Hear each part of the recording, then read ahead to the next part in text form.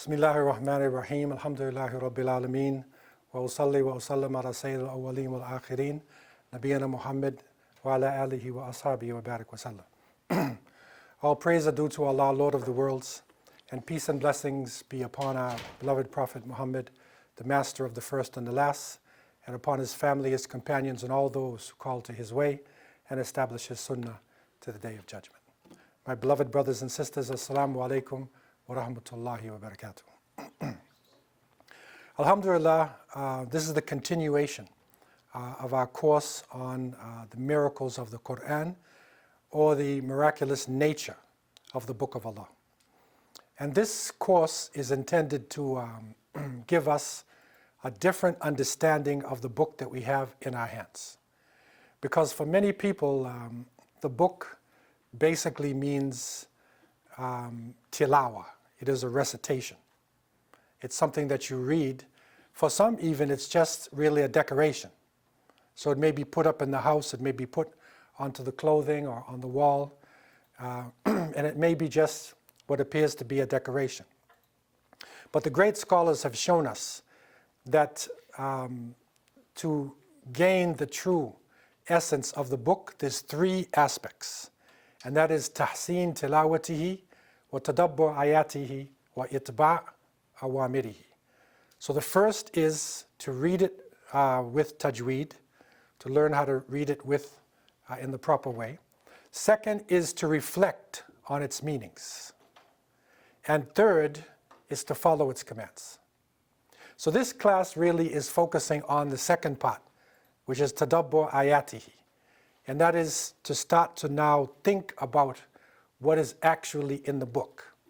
And if we can recognize the profound nature of the Qur'an, that this is literally the words of the Creator of the heavens and the earth, revealed to us from above seven heavens, then we can begin to really look at it in a different way. And that is to look at it not only for ritual, but to look at it for meaning and guidance. And so in this light, there are many different ways for this tadabbur. And we chose the concept of i'jaz, and that is the miraculous nature of the Book of Allah. Other scholars looked at it merely from a grammatical point of view, or merely from a ahkam, the laws that come out of it, but we want to look at it in relationship to the miracles. And as we understood in the last session, a miracle itself, because we have in our literature, in our understanding, mu'jiza. There's a concept of mu'jiza. This comes from the verb ajaza. And ajaza is to be unable to do something, something that's sort of beyond you, right? And so a mu'jiza is a miracle given to the prophets. And the term that's used, if it happens with a person who's not in a prophetic state, is karama. So there's a difference between mu'jiza and karama. Mu'jiza comes to the prophets, but karama can come to somebody else who's not a prophet, but yet Allah blessed them literally to have a miraculous event to take place. For instance, to give you an idea of karama, one of the great leaders, the great Khalifas, Umar ibn Khattab radiallahu anhu, when he took over as the leader of the Muslims, the Persian Empire had attacked the Muslims from the eastern side. And it was a major empire with a huge army, and the Muslims had to defend themselves. He sent forward Sa'd ibn Abi Waqqas radiallahu anhu and his forces into Iraq. And when they were in a particular area, the Tigris-Euphrates region, there was a group of the Muslim warriors led by a person named Sariya radiallahu anhu. And they were moving to carry out a mission. And in front of them was a mountain with a pass. And the enemy were in ambush. So that if the Muslims went through this pass, the enemy would then hail down on them stones and then surround them and defeat them. And Umar ibn Khattab was in Medina, and is reported he was giving the khutbah of Jumu'ah, and something came up inside of him. Some sort of feeling came up inside of him, and so he shouted, Ya Sariya al-Jabal. Right? And obviously the people in Medina probably looked at him like, something's wrong with him. Because Sariya is 1,000 miles away or so. But he said, and then Sariya reports later that they heard Umar's voice like booming loudspeaker. Today for us, it would be like a loudspeaker saying, Sariya, the mountain. And then when they thought about that, then they reanalyzed the mountain, and they were able to strategically move and to defeat the enemies. This is karama. They did not have mass communications, and it is something purely a gift from Allah subhanahu wa ta'ala. And this is what you can call, and this is a definition that we had, so because the scholars bring definition, you get a lot of books on miracles of the Qur'an. It is a supernatural event. So this event which took place, again, it could happen to a prophet or someone who's not a prophet. It's a supernatural event, the acting, doing, performance, and formation of which is beyond the scope of man's abilities and understanding. So at that time, it is beyond their scope to be able to communicate sound, all the way over to Iraq, and it's loud. Today, that's not that strange. We have the ability to communicate and then to increase the sound in the other area. And with a good sound technician, a good crew like we have here at IIT, you could boost the sound and save the Muslim forces. But in those days, that's beyond their understanding. That's what we call supernatural, you see. So people are unable to do something like this. This is the miracle. And the other part which is important that is said by other scholars is that this miracle cannot be magic. It cannot be magic or deception. And magic, we know, is a science dealing with the jinn, with demons, and dealing with deception. It cannot be something done through the so-called magic forces, and it cannot be trick of the eye. You have some magicians today who can actually psychologically move your eyes and your sight, and you can't notice something that is actually happening. That's a deception, right? So that would not be considered a miracle. Okay? And the miracles, we know that the great prophets, of the great prophets, Ulul Azm and Rusul, there are some prophets who are considered to be the most resolute in carrying out their message. From them was Ibrahim alayhi salam. And Ibrahim was, as you know, was saved from a fire. He refused to believe in the idols of his people at the time living in Iraq. And because of this, and with the big idols that were there, he smashed the idols, left one, put a stick in its hand, and when they returned, he said, ask your idols. So they realized what he had done, and they gathered the people together, and they built a huge fire, and they threw Ibrahim alayhi salam in the fire. The normal quality of fire is destruction. So his body should have been burnt to ashes. And some books describe it as a huge fire that they had, not a little small campfire. This is a huge fire, like a huge house, like fire all in it.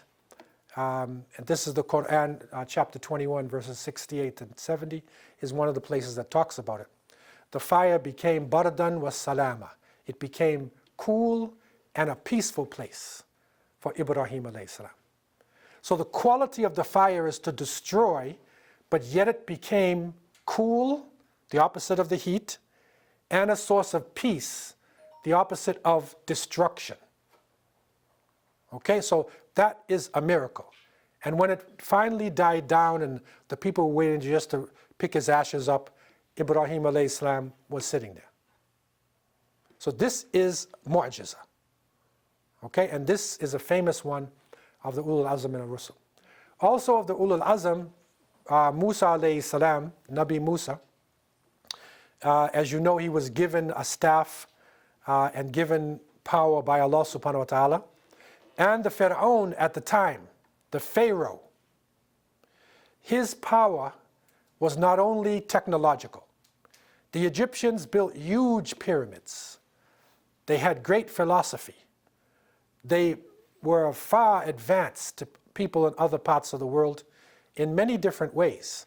But one of their most powerful tools for domination was magic. It was magical practices.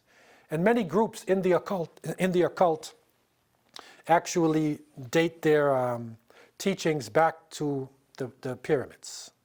They'll go back to the pyramids and pharaonic priests, the high priests that were there.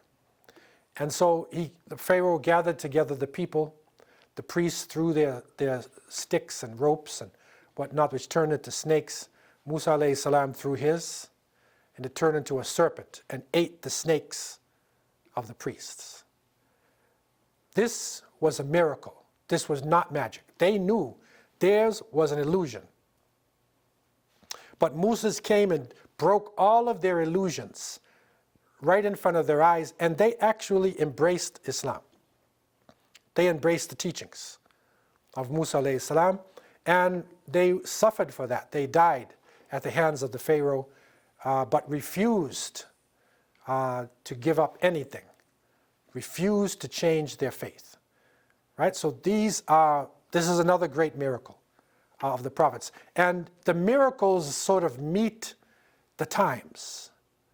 So in other words, the power of the fire, the people in those days believed in the fire. They were called Majus, Zoroastrians. And they kept the sacred flame burning all the time.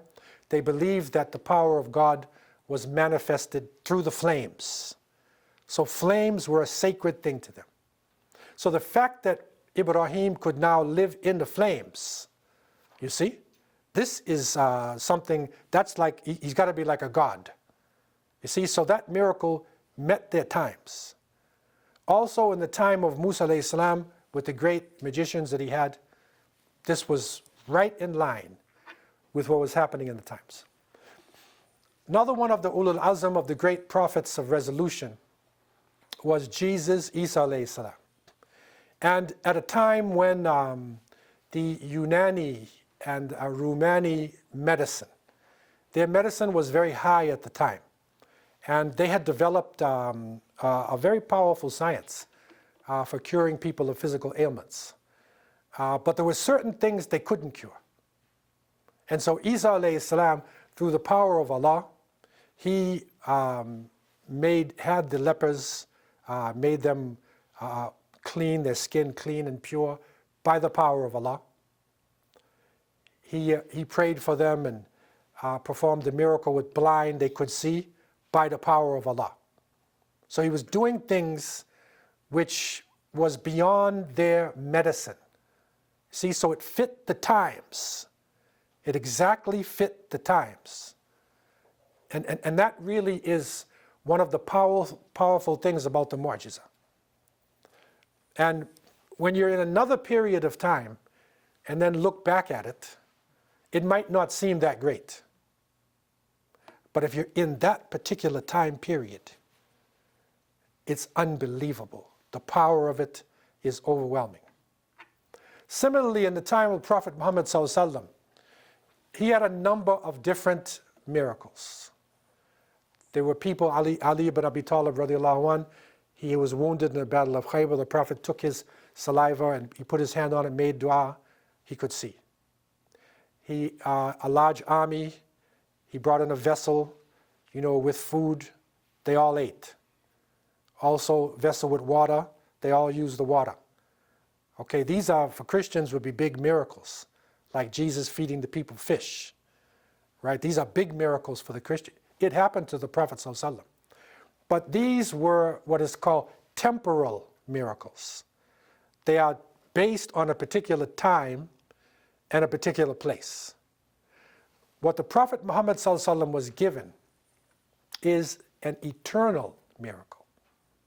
And that is because he is not the prophet only of his time period, but he was chosen, as he said, as the last prophet, sent to humanity and the jinn, the demonic forces, until the day of resurrection.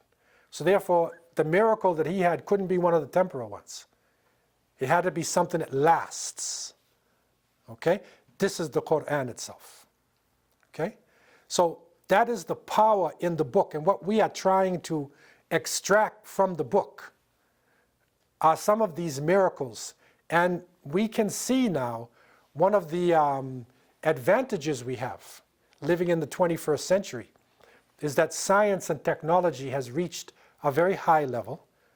And so we are able to understand certain phenomena which were mentioned in the book. People might have read it before and not even understood what it meant.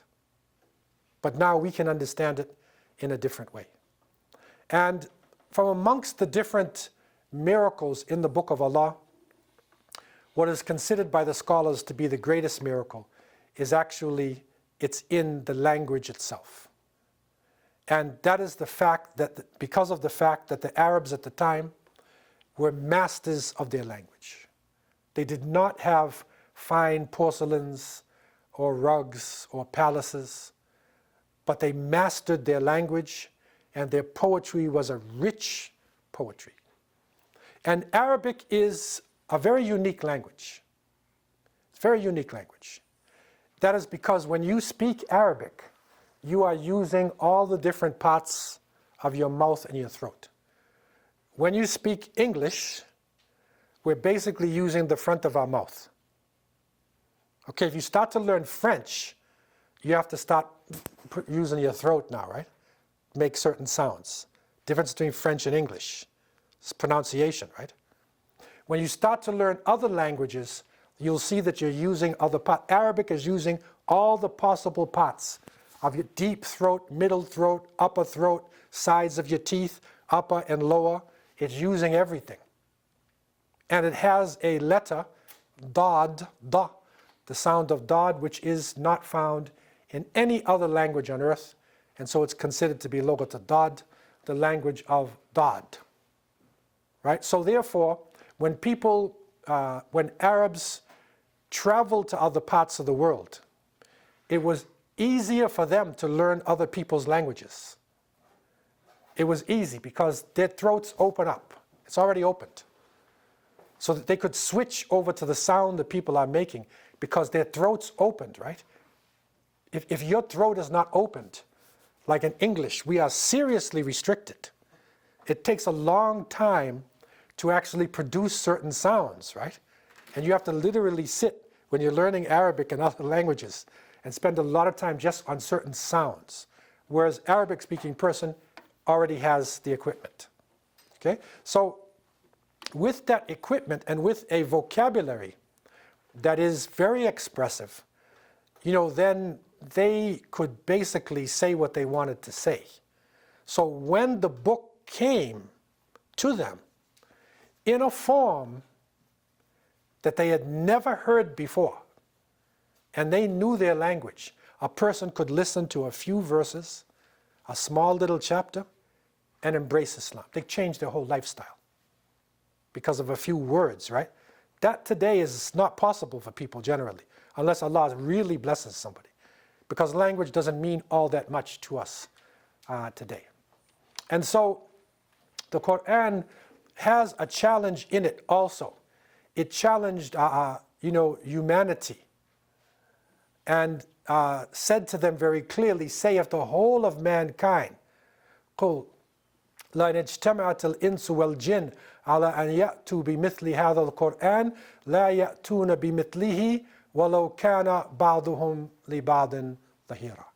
Say, if the whole of mankind and jinns were to gather together to produce the like of this Qur'an, they could not produce the like thereof, even if they backed each other up with help and support. That's a serious challenge. What other book can do that? Shakespeare, even the Bible itself, which the Bible has gone through a lot of changes. We don't have the original Bible, because the original Old Testament and New Testament were written in the Hebrew or Aramaic tongues. We have translations. But even the translations themselves, right, change. So if you get an old translation of the Bible and you get a new translation, the language changes. This language doesn't change, right? And so this is a challenge. It's saying, bring it to us.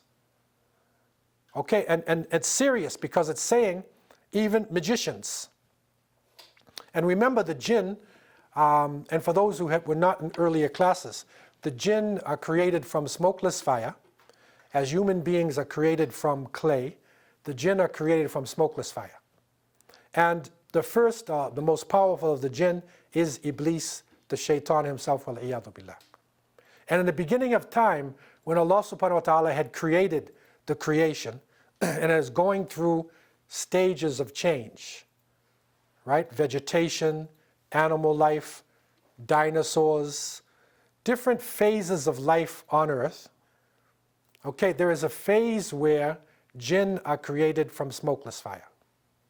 And fire has a lot of qualities in it. Okay, and so the fire being created from it doesn't mean that they're little flames. No, it just means that they're created from it. Like we are not pieces of clay, right? But the elements of the clay itself, of the earth, are actually within our bodies. Okay, so this Qur'an then is saying, if you gather all the jinn, all the human beings, everybody together, you're not going to be able to deal with this. Okay, and this challenge comes in many different ways. So basically, based on what we studied the last time, and just as a summary for you, where has humanity failed? Where is the i'jaz? Right? The i'jaz is to replicate the Qur'an's literary form. Okay? This is one of the areas. The Arabs had at that time poetry, and they had prose. Okay? So this, in a sense, was a new form of rhyme prose. They even had prose that had some rhythm to it. But this was a new form of rhymed prose. So in other words, you are telling a story, you have a long narration, and it's in rhythm. Perfect rhythm. Okay? The Arabs did not have that before. When they dealt with their rhythm, their poetry, they knew their poetry. They knew the lines, they knew the rhythms. They even had different systems you could get into when you're reading your poetry. This is completely different. Okay, so nobody has been able to replicate this up until today. And they tried. And of course, this is an Arabic language, right? So if you're in Arabic language, they have tried to do this, they couldn't do it. Secondly, they could not match the unique linguistic nature of the Qur'an itself. It's the use of language. It's how deep it is. And it's like, as we learned before, as the Qur'an is beginning, and it is saying to us, Alif Lam Mim, ذَلِكَ الْكِتَابُ لَا رَيْبَ فِيهِ هُدًى لِلْمُتَّقِينَ. So in the beginning of Surah Al-Baqarah, second chapter, it says Alif Lam Mim, that is the book, or this is the book in which there is no doubt a guidance to those who have the consciousness of Allah. Okay? Now, the use of dhalika. If I had an object and I say, it's close to me, a book, I say, hada kitab, hada. Ma hada. But if it's far away, I say dhalika. Like this and that, right? So if you say dhalika in Arabic, you can't say it to something that's close to you. When you use dhalika, you use it to something far away from you, right? So in this case, it says, this is the book, it's coming far away. It gives you a picture of the book far away coming at you. Okay? This is a usage that they never had before. They never used their language like this before. Right? And it gives a type of literary flavor to it. It's a richness and a usage of the terms. 3, select and arrange words. They failed to select and arrange words like that of the Qur'an. Okay, the way the words are arranged, how they are selected, they failed to do that. 4, they failed to select and arrange similar grammatical particles. Now, we had gone into some of this in the earlier class. It gets a little bit tedious there at times. But for those into Arabic language, the usage of the different particles, how they are used, never done before. Okay? 5, to match the Qur'an's superior eloquence and the sound, the eloquence of it, in speaking of something which is happy or something sad or something evil, literally the sounds change, the words will change. Okay? And it's a powerful thing because, for instance, if Arabic has it has male, it has masculine and feminine. Okay? English, we say he walked and she walked. Right? Plural, they walked. If you saw 2 people, you would say they walked. The 2 of them walked. If you saw a group of women, you say they walked. Group of men, they walked. You use the same verb, right? But in Arabic, every single one of them changes. For a masculine, it would be one thing. Feminine, another thing. 2, another thing. 2 women, another thing. A group of men, a group of women, a mixed group. All of it changes. So, for instance, if you listen to people speaking Arabic in another room, if they're speaking classical Arabic, right, and it's far away, you didn't hear the tone of their voices, you could tell if it's women or men talking because of the verbs, how the verbs are, and how the sounds of the terms, right? Not just high and low voice, but literally the language itself, you could tell if it's feminine talking or masculine talking. So for instance, when you greet, you say assalamu alaikum. Really, I should say assalamu alayka. And for you, assalamu alayki. Kum is the plural, right? And we say that out of respect. So literally, there's a way to talk for different groups. And the sounds gives you the feeling. It is a powerful force talking to you. It's something powerful talking to you, right? This is a special thing within the language itself, okay? Also, people fail to equal the frequency of rhetorical devices. And there are certain devices, repetition and use of certain terms. Nobody has done anything like this before. Okay? Now, the 2 points that we will be looking at more, and we'll touch on some of the other ones again. 7 is to match the level of content and information. Okay, so we're going to look at the content within the book and some of the information that's coming out of it. Okay, because this is more relevant to us unless we were Arabic speakers. And even people who speak Arabic, it's got to be educated Arabs. A person who's not educated speaking Arabic is going to get lost in the class, like everybody else. Educated person knows the nuances and the changes in the language itself and can appreciate it. So for us, we focus on number 7, content and information, and 8, people fail to equal the Qur'an's conciseness and its flexibility. Okay, so it's flexible. It's for 1400 years ago, 1200 years ago, future. It can even deal with technological age. Okay, that's the flexibility in the book. So we want to look at some of these different aspects in order to understand the miracles of the Qur'an itself. Are there any questions? This class is a workshop as well. So if you have any questions about anything, the floor is open for any questions anybody has so far. Everybody's okay so far? Now, again, what we will look at in terms of the meaning too that we touched on the last time, there are certain meanings that apply to everybody. So in other words, anybody who is faced, challenged with this particular verse or this concept relative to science, doesn't matter what religion you are, if you have no religion, you're going to look at this book and say, oh, this is something. How do you do this?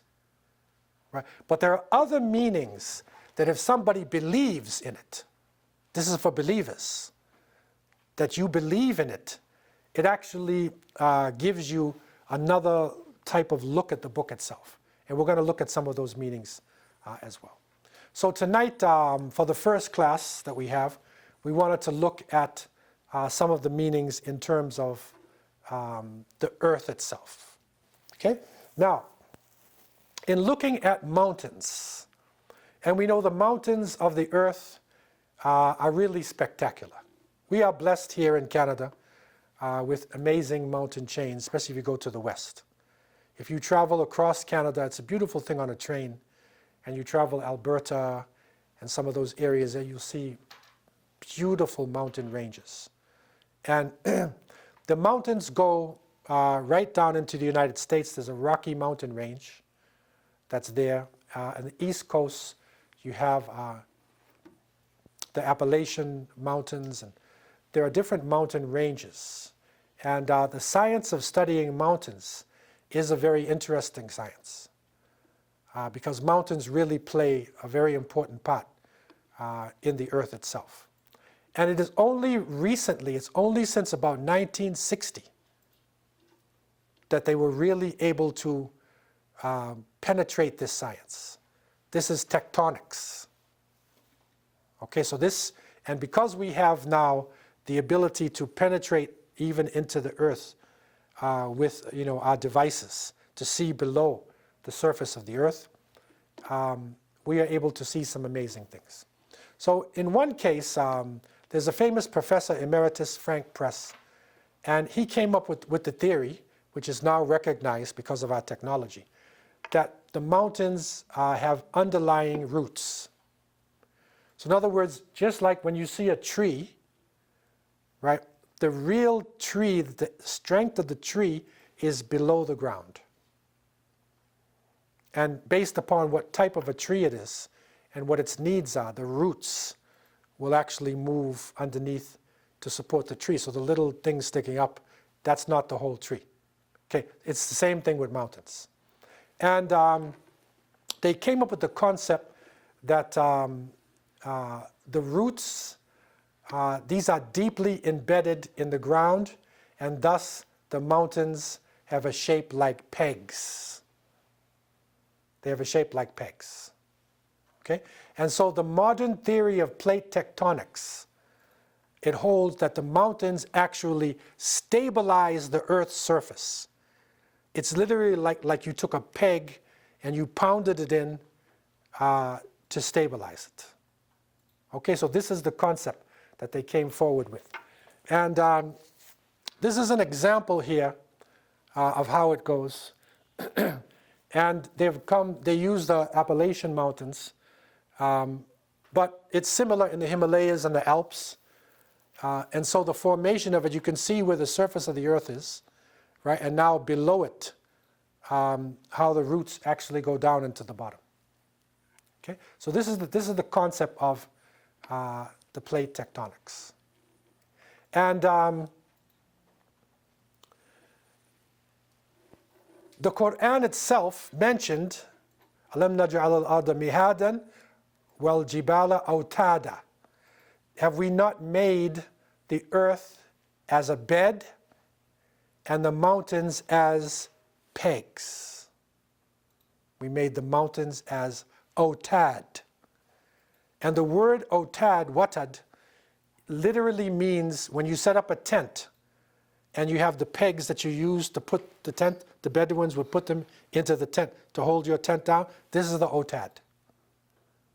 So the Qur'an is saying that the mountains are like this otad that you put on the sides of your tent to hold it in place.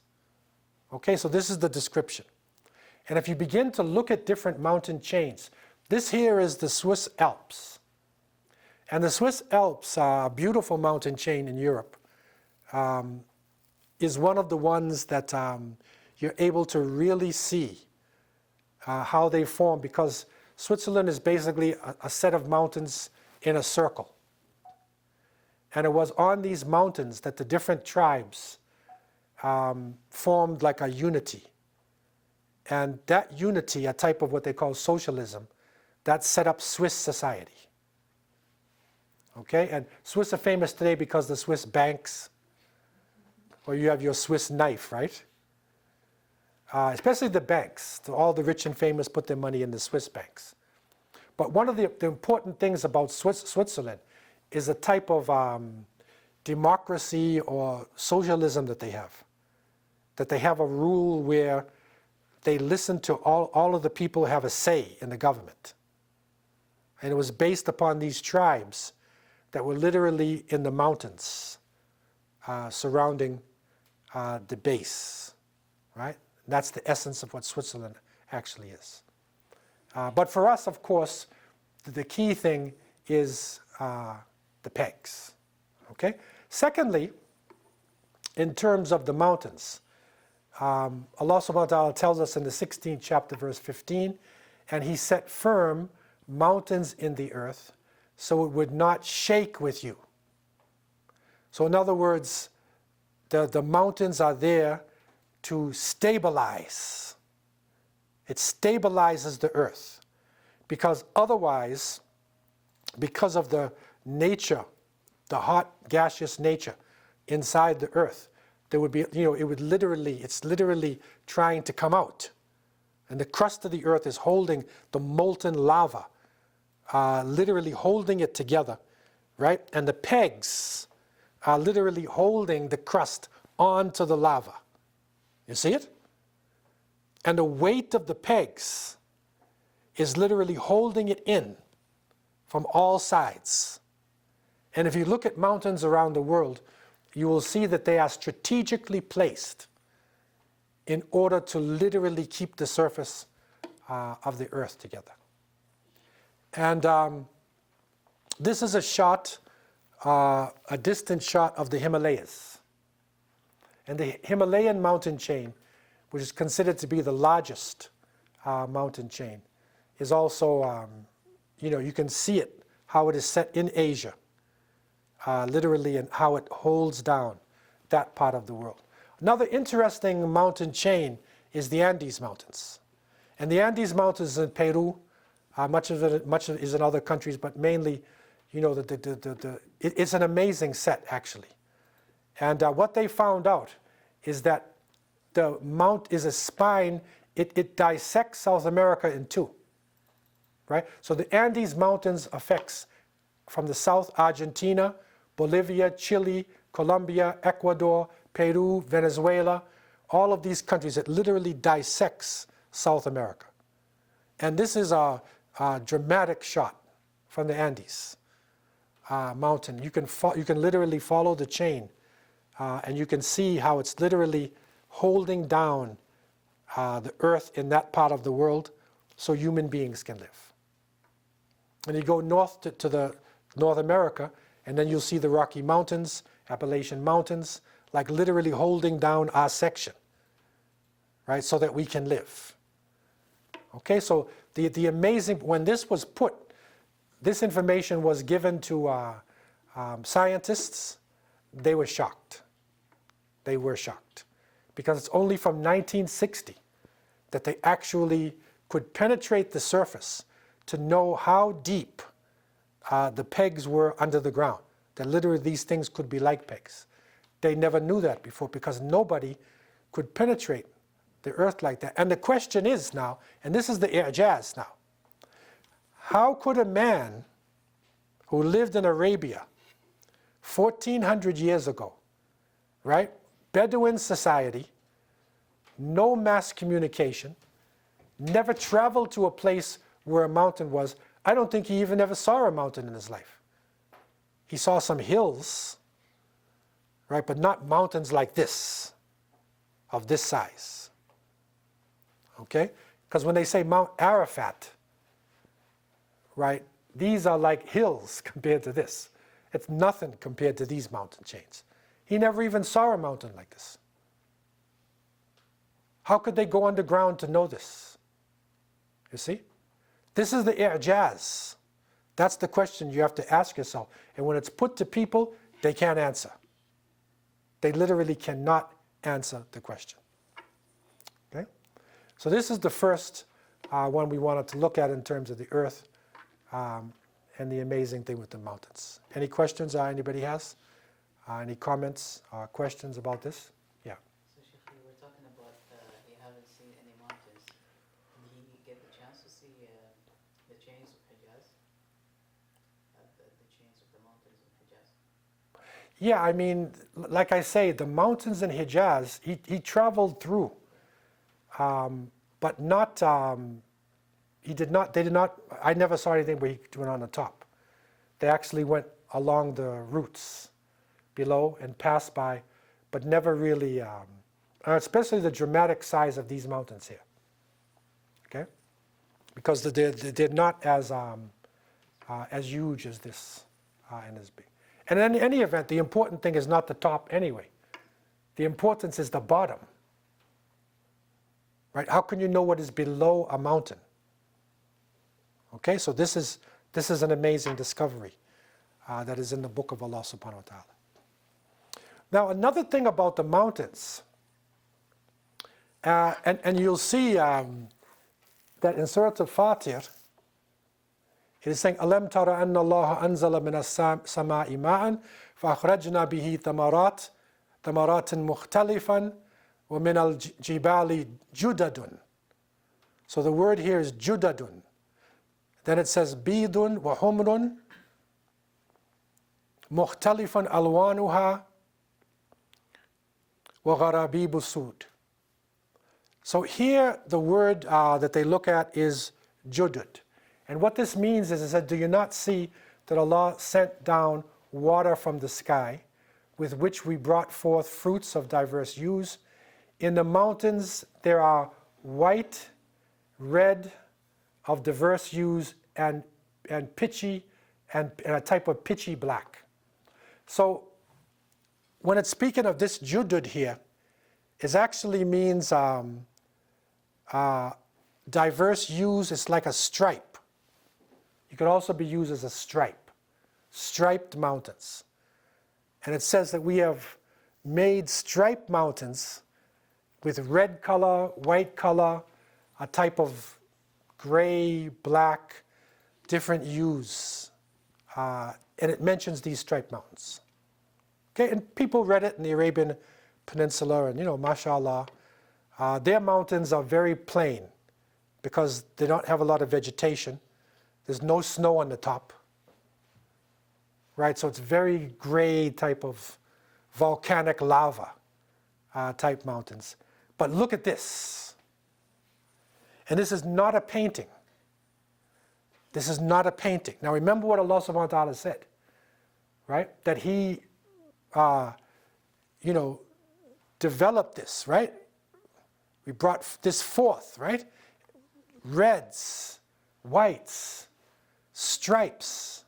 This is literally the Zhangyi Dangxia landform in Gansu province in China. This is real. This is a real mountain. Now, here's another look at that. See the people there who are coming to visit it? This one makes it more real to you when you see the people there, because that's like a tourist platform, and you look at the mountains. Look at that. And you can look this up now. You can Google it. This is amazing. I mean, if this is something to go to China for, right? Other than to buy some Chinese goods. Look at this. This is unbelievable.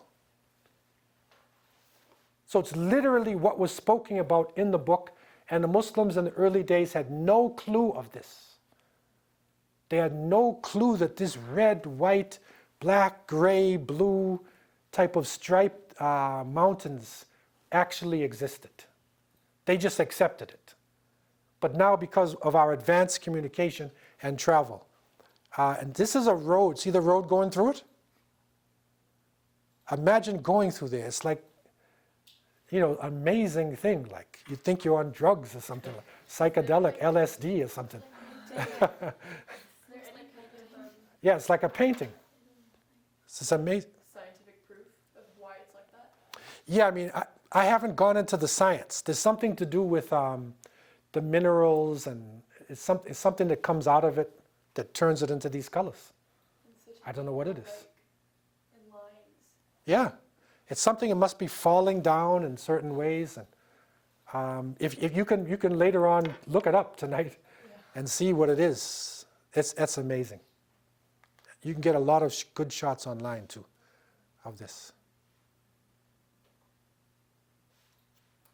And they actually had another one in Peru. This one here is not as dramatic as the one in China. This is not a good picture. But they have a set in Peru as well, on the Andes. Striped mountains. So this is something which again was not known, obviously, by Arabs in the Arabian Peninsula. It's in the book. It's in the book, man. And now we can see it. Now another area we want to look at, and this is an amazing thing. And we have a lot of stories that we grew up, many of you grew up watching Superman and Supergirl, Superwoman, right? And Kryptonite, right? From Krypton, right? The planet Krypton, you all know the story of Superman, right? And, but this is true story. Where does iron come from? Hadid. And this is so important that in the Qur'an there is a chapter called Surah Al-Hadid, the chapter of the iron. It's literally a chapter. Where did iron come from? So most people would say, well, it's a metal. It was just in the ground and people dug it up and whatever. Now, when science looks at this now, right, this is what they found out. Number one, that iron makes up about 5% of the Earth's crust. You'll find different forms of iron.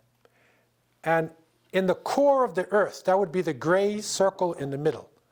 That would be the core of the Earth.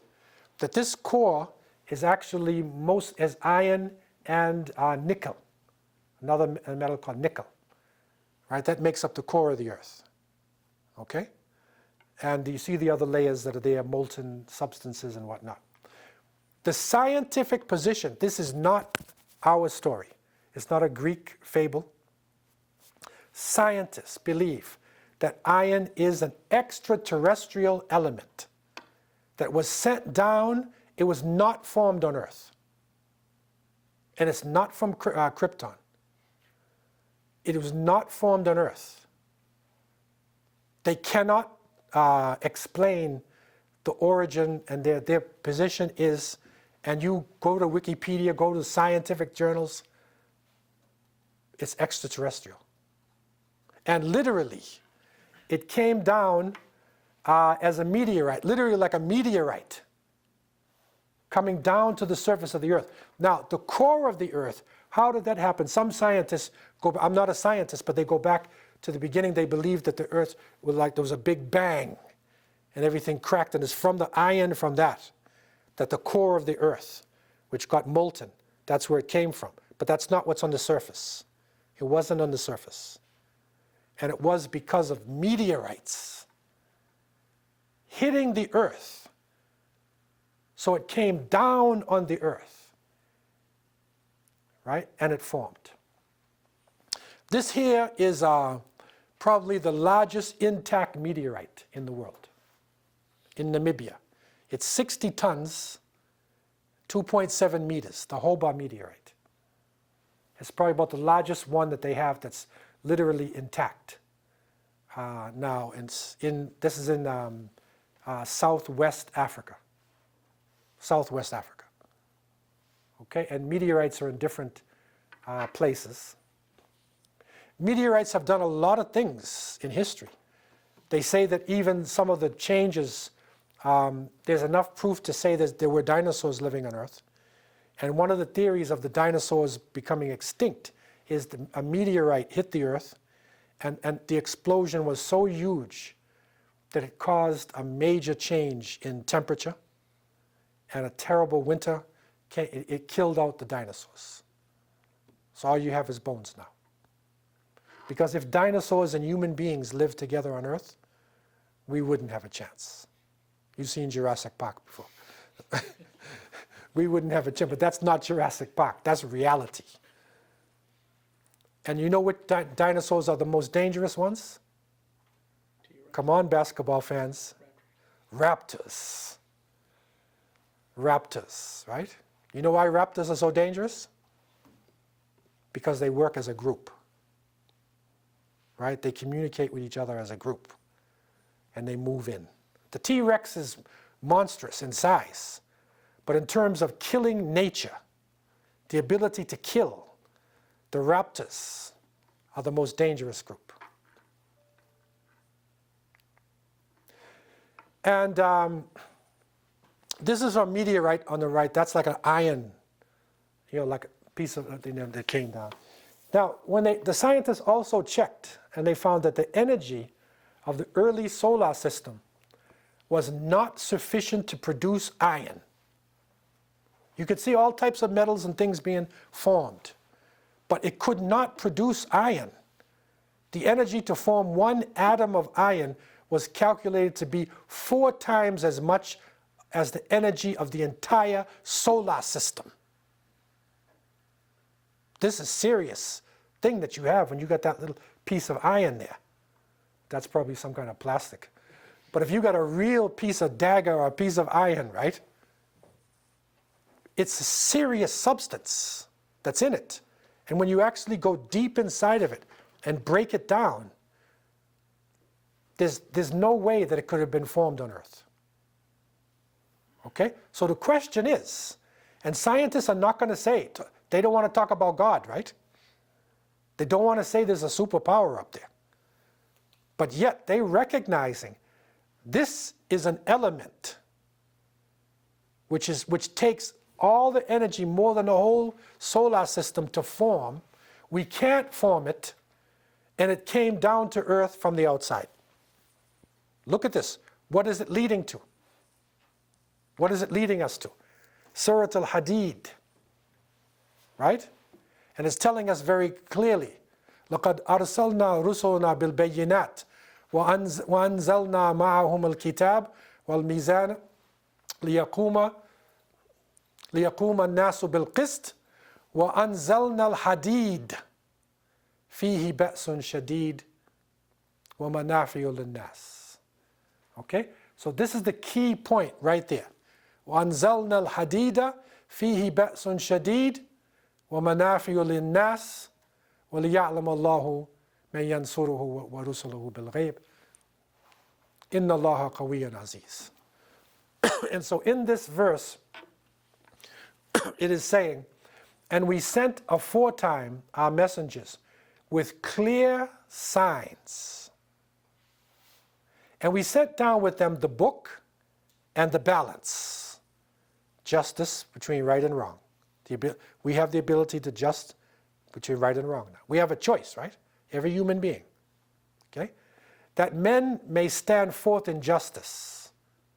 We set down iron, in which is material for mighty war, as well as many benefits for mankind.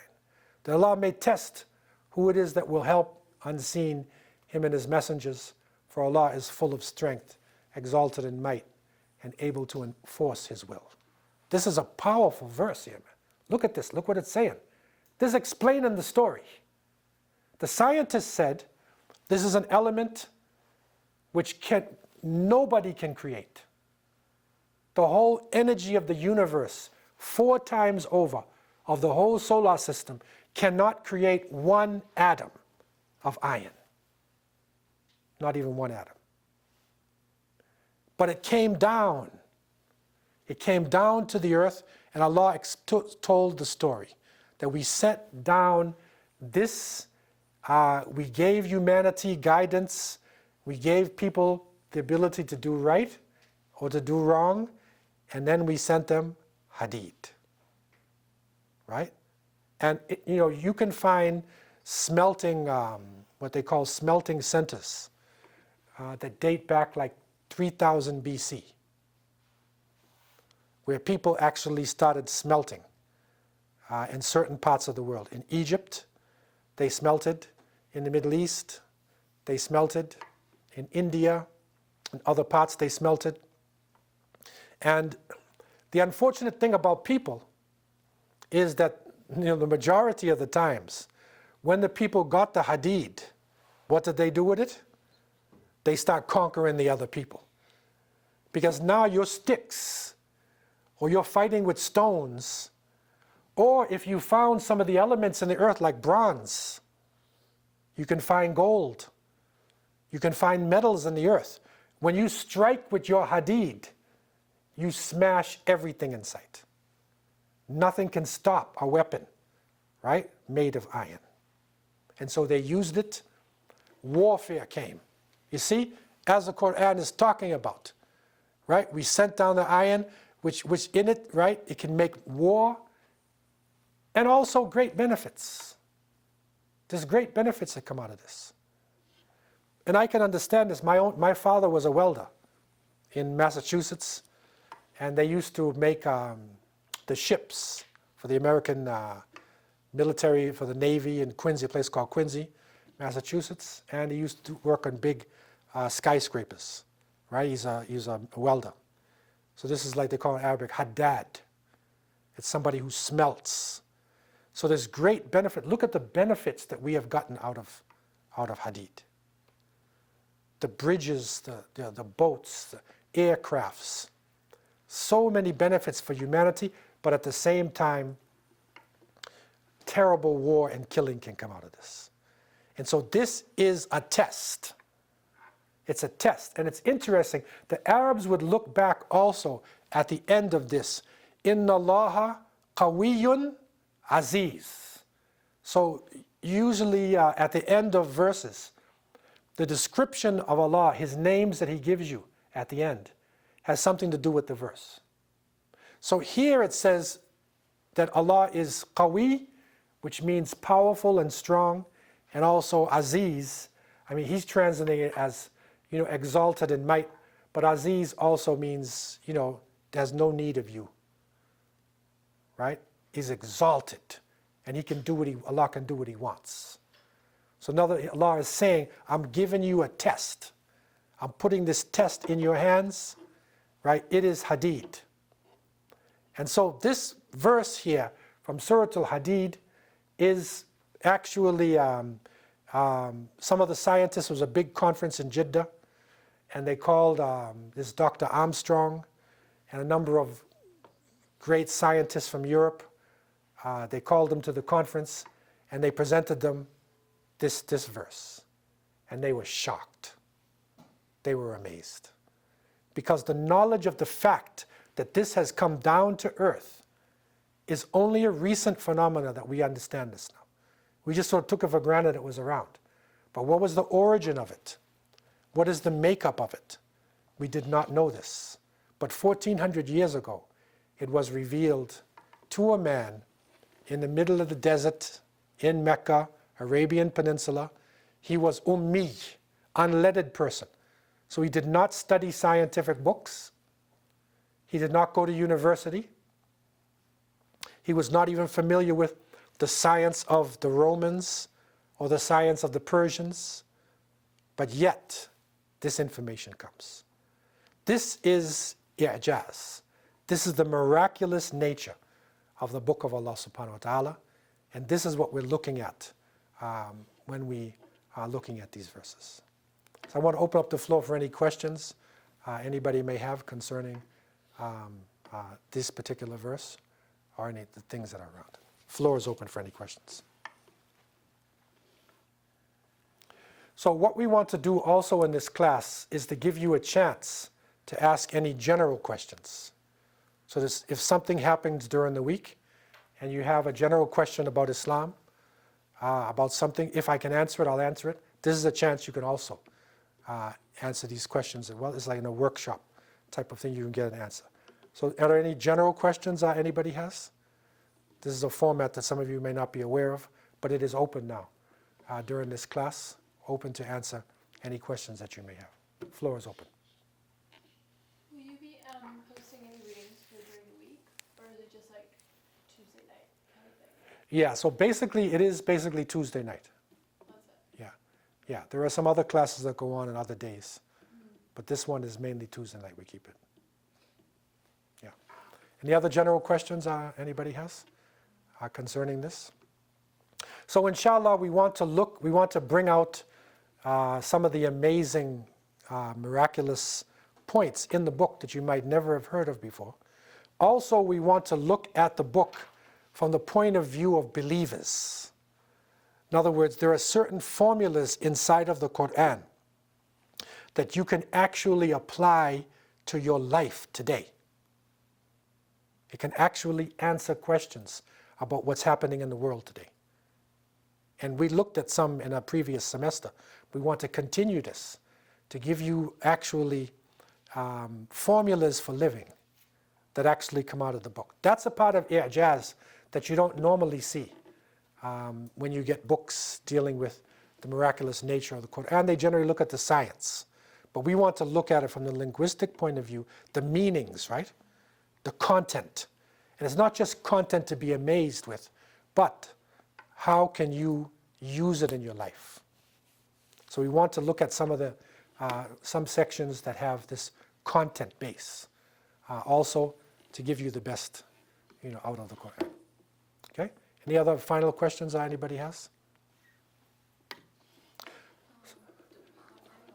Are we going to have any projects, like any assignments, anything like that next month? We don't generally, but this is a good point, though. It's my first Islamic class in my life, because I never took in my life, so I don't know. Yeah, I mean, generally what we do is, we have interaction, questions, surrounding the things and answers or whatever. But, it is something to consider. If a person does a project coming out of it, it is something to consider. But we haven't done that before in our classes, though. And are we going to have any like after we finish the course, any certificates or something like that? I don't know, anyway, so it doesn't make sense, but Yeah. I mean, generally, what we have done in the past, is give a certificate of participation, so that you have participated in this class, signed by the teacher, whatever, so that if that's presented to other Islamic studies teachers, they know the institute, and they know the teacher that you participated in this class after a certain. But this is a very good point in terms of the projects, and definitely encouraged if somebody has any ideas about projects. But generally we don't in this particular class. But one part that you can take advantage of is the question and answer period. That's the interactive session. So if you have certain personal questions, things dealing with Islam, something you didn't understand during the week, even outside of this, right? We have an open period also where you can have that answered as well. Okay? Okay, so inshallah we'll close the class and we'll see you next week. Have a safe journey home. Wassalamu alaikum.